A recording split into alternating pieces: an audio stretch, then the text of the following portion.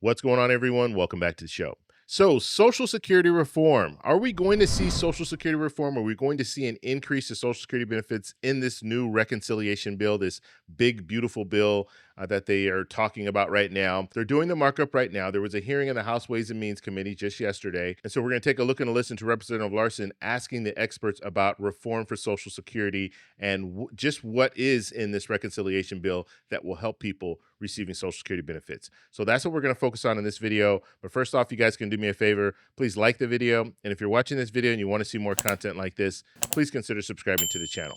And remember, if you guys have a story you want to share, if you guys have a question, you can send me an email, david@thetecshow.com. Okay, let's go ahead and take a look and a listen to Representative Larson. He's going to be talking about Social Security reform in this reconciliation bill. Here we go. At what income amount does someone stop paying FICA contributions to Social Security? For the present year, it's $176,100. Okay, I just want to go just so you guys know exactly what's going on and what they're talking about. 176,100. So the payroll contribution, FICA, when you are working, you're contributing to FICA. That money goes to the trust funds, the Social Security trust funds, and it goes out to pay out benefits. And then when you get to the age of retirement, you're going to have people who are working, and they're going to be doing the same thing. They're going to be contributing to FICA. That money is going to go to the trust funds, and then that money will come out and help pay for your Social Security benefits. So there's a cutoff. And that cutoff is 176,100. So if you make more than 176,100, you no longer have to contribute to FICA. Okay, so you contribute up until that point. But if you make $2 million a year or $30 million a year, you don't have to continue contributing to FICA. So one of the things that you have politicians talk about, Representative Larson's one of them, is we need to raise that cap. So 176,100, we should raise that up so it should be higher. That way you can collect more revenue for Social Security to help pay out benefits, because we have an issue when it comes to the trust funds. The two trust funds are being slowly depleted. And in about 8 years, they're going to be completely depleted. And so if you were to raise that cap, if you were to raise that 176,100, raise it up higher, maybe raise it up to $1 million, then that would mean you can collect more revenue. It will help with the trust funds. It will extend Social Security out for another 50 years. So that is what they're talking about right there. Thank you. And so someone who's making, let's say, 2.5, I won't go to the 500 billion that our favorite person, Mr. Musk, is getting, but 2.5 million in annual wages. Will they pay FICA throughout the year? FICA is collected until you reach the maximum. So at that substantial rate of pay, no, you do not pay FICA. So in the case of Mr. Musk, who receives a compensation package of more than $50 billion from Telsa, but has never received the salaried income, how much would a person who makes millions or billions in compensation through stocks contribute to Social Security each year? Capital gain income, return on equity grants are not wages subject to FICA.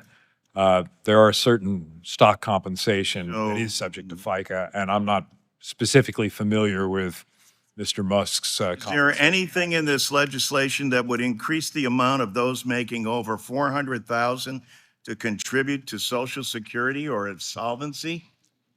No, sir. There's nothing that would increase contributions. So this bill raises the debt by over $4 trillion, yet Gentleman's time has expired. nothing to improve the Social Security benefit. Okay, so and you heard him talking about $4 trillion, this big, beautiful bill, and that's what they're talking about here. The big, beautiful bill, this reconciliation bill, does nothing to reform or provide increases for people receiving Social Security benefits. And so that's what he was getting to there. Now, in this reconciliation bill, the talk was that they were going to eliminate taxes for people receiving Social Security benefits. It's not in this bill. In this bill, they have a $4,000 deduction that is added for people receiving Social Security benefits. But a deduction is just that. It's not any extra money. It's just a deduction. You can use it to save so you don't have to pay a little bit more in taxes, but you're not going to have more money in your pocket. So if you overpay in your taxes and then you have a situation where you can use this $4,000 in deductions, then you might be able to get a little bit back that way, but it's not going to be more money in your pocket the way it was promised. Because if they eliminated taxes for people receiving Social Security benefits, they're going to have more money in their pockets because they're not going to have to pay taxes on their Social Security benefits at all. So that is not in this reconciliation bill. What I find interesting is that's not in this reconciliation bill.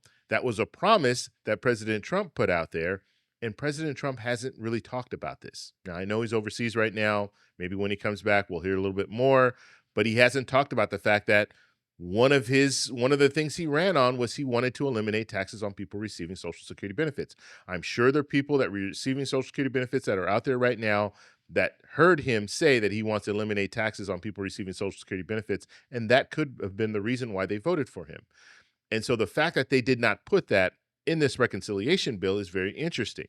And we'll have to see if they do add something like that in the future.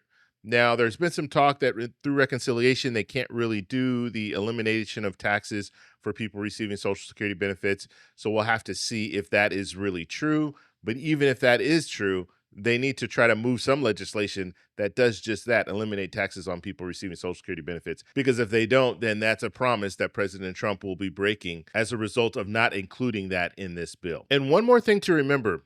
When it comes to a reconciliation bill, the reason why they're doing a reconciliation bill is because you have Republicans control the House, Republicans control the Senate, and they control the White House.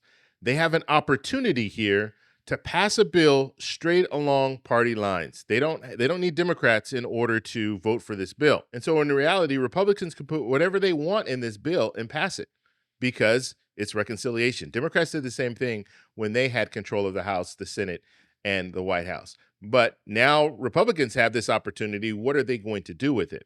And so far, I'm not really impressed with this big, beautiful bill. So we'll have to see if they make changes. They can make amendments to this bill. We'll have to see if they make some changes to the bill. But right now, during the markup phase, it's really not that impressive for people receiving Social Security benefits or retirees. And so the bottom line is, in this reconciliation bill, they're not addressing the issue of Social Security reform. And that is a big problem, because we're looking at about 8 years, and about 8 years of trust funds will be completely depleted. And we have politicians right now putting this big, beautiful bill together, and they're leaving out Social Security. And that's a big problem. So I want to know what you guys think. So let me know in the comments below. If you like this video, please give me a thumbs up. Please subscribe for more, and I'll talk to you in the next one. Bye. So that's all we have for this video. Make sure if you guys want to send me an email, you can do that, david@thetecshow.com. Like the video, subscribe for more, and check out these videos over here for some more great content. Talk to you later. Bye.